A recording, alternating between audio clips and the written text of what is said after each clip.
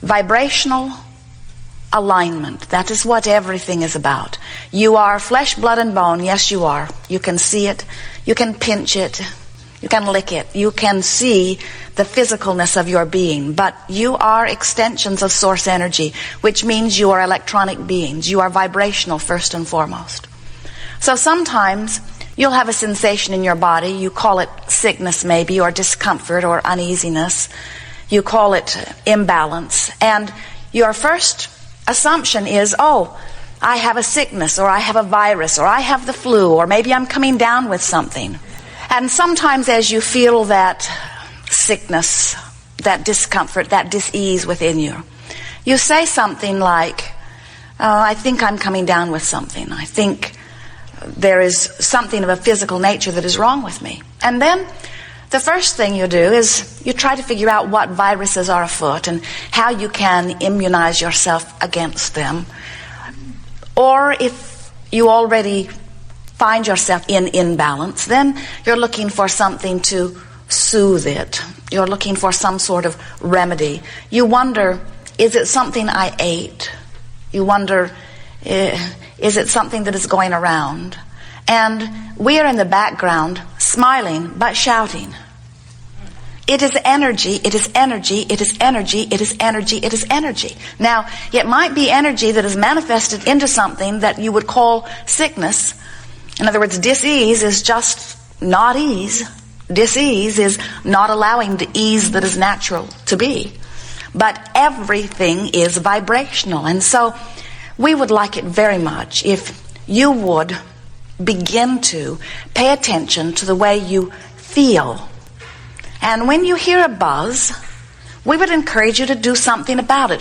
Don't ignore it. Don't accept it as normal. Don't assume that it's something outside of you that you cannot do anything about. Understand that whatever you are feeling is indication of your vibrational countenance. Now, why is that such a wonderful thing? And why is it such an important thing? Because you are extensions of source energy. Now that means you have come into this physical body as the leading edge, hear that, leading edge extension of source energy. You are the furthermost focus of this energy that creates worlds. And that means that you are creative genius. That means that you have access to all of this energy, and the way you apply it, the way you lay it down, the way you create with it, the way you utilize it is through your attention. So whatever it is that you are giving your attention to is vibrating, and as you give your attention to it, a reverberation between whatever you're focused upon and you takes place. In other words, you are like your wireless computer. You don't have to literally plug yourself in with some wire in order to connect to the network, which is source energy. So as you connect to this source energy network, so to speak, in your wireless way, you can always tell what you are doing as this leading edge summoner of the energy.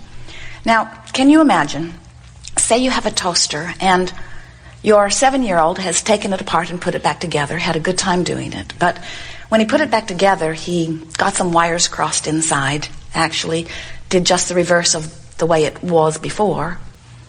And when you plug your toaster in, exciting things happen.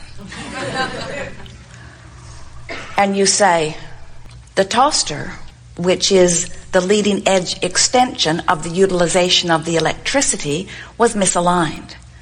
And we would like you to understand that you are the toaster. And you always have access to this pure energy stream. But depending upon how you're aligned in any moment, that's what equals the way you feel. The stream is always perfect. The stream is always pure positive energy flowing toward you. But you have so much more leeway, latitude, ability, flexibility. You have so much ability to align, misalign, align, misalign, align, misalign with this energy stream. So you've been thinking lots of thoughts. You've thought endlessly. You can't stop thinking. Your perception is thinking. You are thinking on many levels of your being. And as this thought process is taking place within you and has taken place within you, you have a sort of vibrational average. In emotional terms, you would say, I have a sort of mood. I have a mood about this and I have a mood about that. I'm moody, sometimes you say, as you recognize there is fluctuation in your mood. I feel in response to things. Yes, you do. And it is such a wonderful thing because the way you feel is your guidance, your emotional guidance system. So, when you look at your dashboard on your automobile and you focus upon your gas gauge and it tells you that your tank is on empty or approaching empty, you don't feel angry with the gauge. You don't take a hammer and just beat it out of the dash because it told you something you did not want to know. You also don't stick a happy face sticker over it so that you can't see it. In other words, it seems fairly important to you to know the level of gasoline in your tank. And when your tank is approaching empty, you do something about it. Your emotions are really a similar gauge. When your tank is full, you are aligned with your source energy. You're full of yourself. And when you're approaching empty, that's where that orneriness, fitfulness, despair, depression, in other words, that's where those strong negative emotions are. And so when you feel the emotion, we want you to, first of all, appreciate the fact that you are feeling the emotion and understand that your guidance system is fulfilling its reason for being just as you knew that it would. It is giving you a clear, constant, always accurate reading of your vibrational countenance. Now, what does that gas gauge on empty mean in terms of emotion? What does strong negative emotion mean? What does negative emotion mean? It means whatever you're focused upon has a vibration activated within you that's enough off signal of that which is your source that you have introduced a buzz in your system. That's what it means. It doesn't mean you're going to die. It doesn't mean terrible things are going to happen. Not right away. It means that you are disallowing the well-being that would be there otherwise. Now, this is the most important premise that you must begin with. You have to first, before your guidance system can mean anything to you, and before your emotions can be important to you, you have to first accept that you are an extension of pure positive energy, and that pure positive energy is the only stream that flows. And you are allowing it or not allowing it. You are allowing it or not allowing it. You are allowing it a lot or allowing it a little or not allowing it very much, but whatever you're doing with the allowing of this stream is what your emotions are telling you. So we know that at first, especially at first, when you hear some non-physical angel expressing to you about vibration, we know that it can be a little off-putting at first because you are accustomed to approaching your world through your physical sense. And we know that it does feel more logical to you when you feel something in your body to start looking for physical clues. But we want you to look for vibrational clues, because at the heart of everything that you are living is a vibration of alignment or a vibration of misalignment, and that is all there is. So, your emotions are very important. Your emotions are your guidance. Your emotions are your constant indicator. And as you make them your friend, and you do not stick a happy face over them, but instead you let them be the indicator that they are, and then you do something about improving your state of emotion, which means raising your vibration, which means lowering your resistance to your source energy vibration. Now you are a deliberate creator.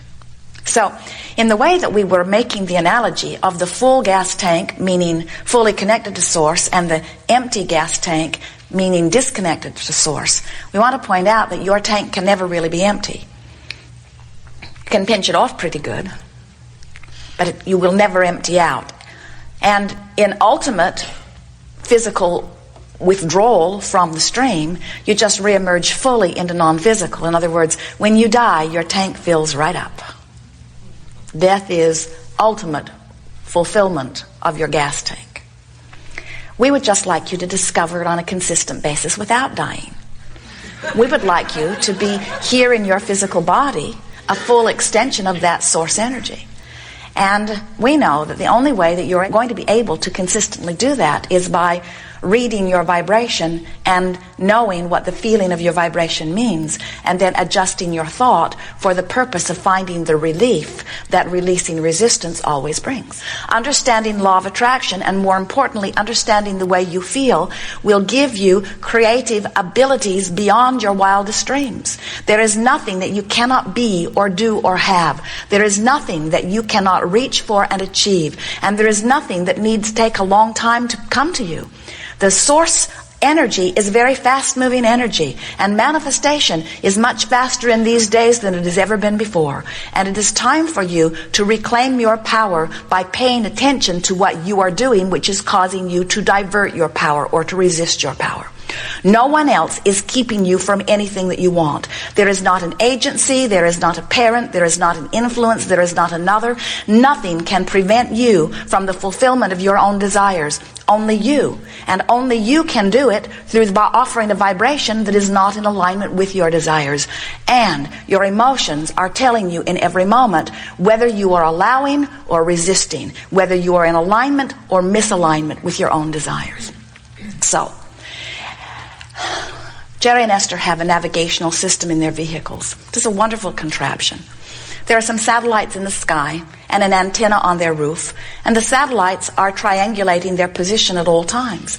And there is a computer in the car that has all the maps of the nation. And so, when they turn Magellan on, right away, Magellan ascertains where they are. And then they program into the computer where they want to go. And then Magellan figures the route between where they are and where they want to be, tells them how far it is, and suggests the way they go. Turn by turn will lead them to where they say they want to go. It's a wonderful machine. Something that we've noticed about Magellan is that Magellan never says, "Where have you been?" Because Magellan isn't interested in complicating matters by trying to figure out every place you've been. Magellan is only interested in leading you from where you are to where you want to go. Your own guidance system is the same way. And yet it is utterly astonishing how many hours you spend explaining where you have been as you are making an effort to go somewhere else. If you program into Magellan where you've been, Magellan will take you right back there. And when you program into your own Magellan where you have been, your own Magellan takes you right back there. In other words, you cannot go to a new place if you are talking about the old place. Magellan never says, "How long have you been there?" Magellan never scolds. Magellan never says, "You've been there too long, I'm not going to help you now." It's a simple, straightforward thing. Here's where you are, here's where you want to be. So as Jerry and Esther, in years past, traveled a great deal between Phoenix and San Diego. So imagine, they're on the freeway, they're barreling down this wide open road, and about halfway between Phoenix and San Diego is Yuma, Arizona. So when they find themselves in Yuma, they don't stop and have an emotional meltdown because they're not yet in San Diego.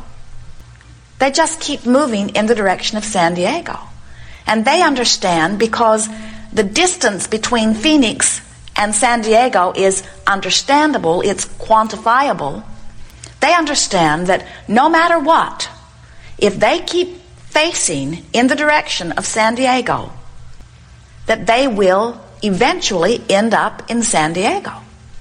Even if they had to get out of their monster bus and begin walking, they understand that eventually they would get there. And we think what happens with so many of you relative to your destination of joy, or your destination of financial independence, or your destination of a well body, or your destination of a fabulous relationship, is sometimes you get in Yuma and you spend so much time noticing that you are in Yuma that you do not continually moving towards San Diego. Or you are so upset that you are in Yuma and not in San Diego that you just get flustered and turn around and go back to Phoenix. Pay attention to the way you feel and make it your essential, determined stance that you're going to make the best of things. That's really the mantra that will put you right on this course.